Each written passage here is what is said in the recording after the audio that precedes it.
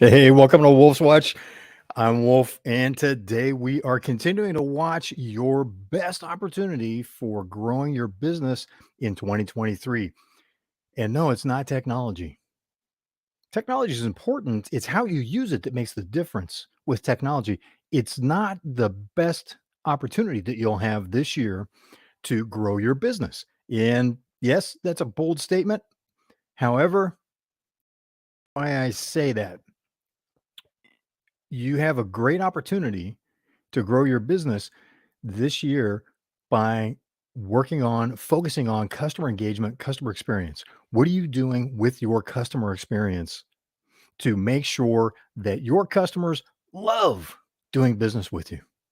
Whether you have a retail store, make it a place that they love coming in, the experience they have makes them want to stop in just to see what's going on. Because think about that. Starbucks built their massive empire based on being quote unquote the third place. Or in other words, they became the place that people wanted to come and hang out, wanted to talk to other people, wanted to spend some time reading, working. The third place. You got home, work, and that third place, Starbucks. Wonderful place to hang out. How can you create that for your business? How can you create true customer loyalty? And I heard somebody say something earlier today that was perfect. Customer loyalty cards, they're a great program. That's not customer loyalty, though. They're coming back to you on the customer loyalty card based on what you're paying them to come in. So if someone else offers a better deal, guess what? They're off and down the road there. But why do some brands have fanatic followings, right? Tesla, Tesla automobiles, early on, they had a small following of people that really wanted those cars. They were proud of those cars. It meant something. They were part of something beyond just buying an electric car. Yeah, they made a good car, right? This doesn't mean that you can take sloppy service, sloppy products, sloppy food if you're a restaurant, poor quality food and make more customer engagement around that. That's not what I'm saying. We'll talk more about that in future episodes. Right now, the number one thing though is to look at the people that are doing business with you. Why are they doing that? How can you make it so that they want to come back, so they enjoy working for your team? Now you need to here's another question. How can you make it so that your team enjoys working for you? That's a team building and a recruiting question, right? For another time. Hold that thought. Let's come back to this big opportunity you have. A lot of businesses are going to be hunkering down. They are going to be pulling back. They are outsourcing customer service. Have you talked to a major corporations? And I won't pick on any individuals, but have you any major corporation that is a service provider to you in some way? Have you needed to contact their customer service recently? What was the experience? And it's not the people, right? You can hear in their voice, they're struggling to provide excellent service. They're just in a system that will not allow it because systems will defeat good people every single time. Bad systems will defeat good people every single time. Good systems support them, help pull out their best, make it possible for them to deliver the best, and enables them to deliver the best service. So, what are you doing? Here's an example that I want to share with you. So, we got this. So, this is just to say, hey, look, right now the big talk is about technology. That's not it. It's important. It is not sufficient in and of itself. And if you focus on customer experience, let me back up, jump forward too fast there. If you focus on customer experience like this company did, and this is a restaurant that my wife and I started ordering from during the great lockdown.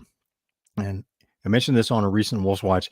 And I said I'm going to talk about this, and I actually have the receipts. Well, here's the receipt that I got from them. Look at what they did. I called in the order, and their English is not their first language, right? English is barely my first language. So placing the order, they weren't sure who I was. They asked, who's the order for? And I go, Wolf. And then it's the same, this way I tell them Wolf, calling in. And it was actually the owner taking the order. And we've talked, we've met, we know, we've been in there off and on. We're not there every week, but we're pretty steady, pretty regular. one of the staff that worked there goes, "Oh, I know who that is. It's not Willie, it's Wolf." And he drew a wolf on it. And it was the funniest thing. We were talking about that when I came in. They had the food ready and everything, and the owner was laughing, and he goes, "You're not going to believe what happened." He told the story. The staffer that had drawn the picture told me about it. I go, "Look, let me have that. Here's what I want to do. I want to promo you on our podcast because this is the kind of stuff that just endears a company that I do business with to me. They know me. We have fun when we talk, right? It's not just hi, it's not just a transaction. It's like, hey, how you doing? If it's really busy, I'll stand around and talk with them. Of course not. Don't get in the way. I'm not getting in the way of track of cash flow of getting sales done, of other customers getting what they need. So it's food pickup, right? But it just happened that the was the only one there, so we had a moment to talk, and they presented this to me, and they were a little hesitant again. I go, "Look, here's why I wanna have that." I go, "I totally appreciate this." 'Cause I thought it was fun. I appreciated that they knew who my wife and I are. They drew the wolf, and they were embarrassed because 'cause they're going, "It doesn't really look like a wolf." I don't care.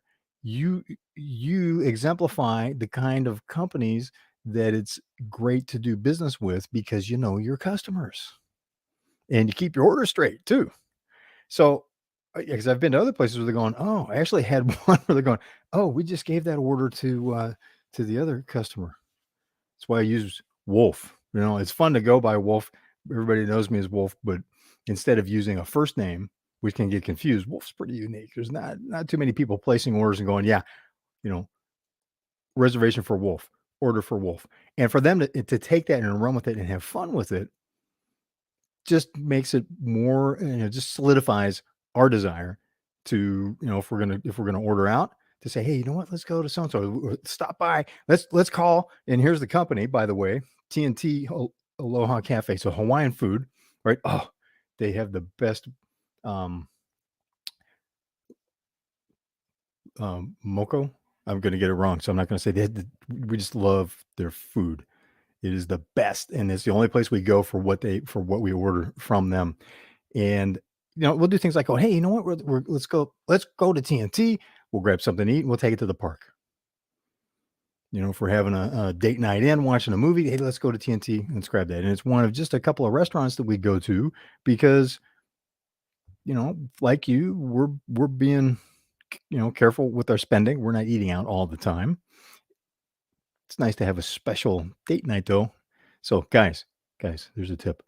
Keep dating your wife. You know that, but just as a reminder, keep dating your wife. She'll thank you for it and make her giggle. So I just want to point this out. It's a simple thing that makes this restaurant stand out from all other restaurants.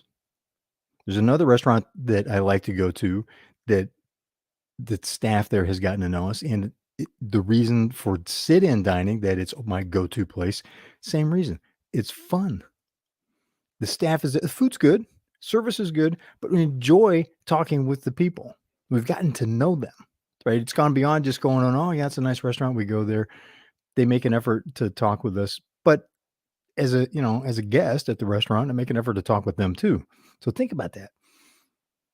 What experience do you have with other businesses that you don't like? Are you doing that in your business? What do you see in other businesses that you do like, and are you doing that in your business? Because customer experience is going to win over the next couple of years. Excuse me. As other companies outsource, and you may be doing that too. And it's not that outsourcing doesn't work. What does not work is outsourcing a process that doesn't engage customers. You need to get it right first. You need to have a repeatable, teachable process first for creating customer engagement. You need to know how to coach yourself, how to get mentored yourself in order to deliver customer experience and create customer engagement at a level that your customers aren't going anywhere else as long as you're in business. That's your goal, right? Now, maybe you won't ever get there. If you are striving for it, you will just absolutely walk past your competition. And your customers will bring you new opportunities to expand what you're doing for them because they'll be talking with you way more and you'll learn a whole heck of a lot. There's a bonus tip. The more you talk with your customers, the more you're going to learn about things that they want that you could do for them. bonus tip is if you can't do it, find someone who can. They'll love you for it. So think about that. What are you doing for customer engagement? Or do you have something like this? What's your equivalent of the funky wolf's head on the ticket like that? It's just we had so much fun with that, and it's a simple thing. Here's another consideration. Do you ever write handwritten letters, excuse me, thank you letters specifically to people? Here's why I say that. I once, because I met someone at a conference and they spent time talking with me over dinner.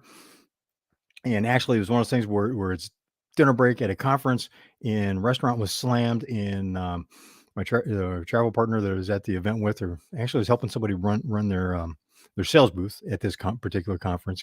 We asked these two gentlemen if we could sit down and talk with them, or sit down at their table, because we were gonna have to wait like an hour and a half, and everybody had to be back. And like, oh yeah, sure. And they recognize us from the conference. And we're sitting there talking. Well, I fired off a thank you letter because we had a really interesting business conversation at dinner. And I did a follow-up phone call after sending the letter with the CEO of this company. So it was a CEO and one of his business partners that we were talking with at dinner put me on the phone. He goes, "Here's somebody who wants to talk with you." And it was one of the investors from the Shark Tank series. Unbeknownst to me, this guy's company was one of the companies that had been on Shark Tank, and one of the sharks had invested in. Now, I'm not going to name drop, so track with me on this. Here is the whole point to this story and this tip. I got 5 minutes on the phone with one of the sharks from Shark Tank because I sent somebody a thank you letter for a conversation that we had over dinner, because I learned something from them. It was just like, yeah, whoa, I got this great insight. So fired off a thank you letter. Had an interesting conversation with this person who was from the team on Shark Tank. Now, 5 minutes may not sound like a long time, but when you're talking with someone that's a high performer like that, 5 minutes is a lot. Trust me. Trust me. Fire hose effect. We had a quick and impactful conversation and moved on and went back to the conversation I was having with the CEO of this company. So it's those kinds of things. Now think about that. If that gets that kind of response, and here's what the shark from Shark Tank told me. Because I wanted to talk with you because nobody sends handwritten thank you cards anymore, and just wanted to find out who did that. And we had a fun chat around that. And we're not looking for investments, not pitching for investments, so it was a different kind of conversation. It wasn't a Shark Tank conversation. But at the same time, as I go, bam, hey, you know what? Can I ask you a question? I go, well, ask and we'll see. And I pitched not my business, but asking for some insight from that person that was still related to what the business that he had. Whoops, I let he narrows down who was on Shark Tank had invested in, and we had a good conversation around that. So it was something that wasn't. Here's another example.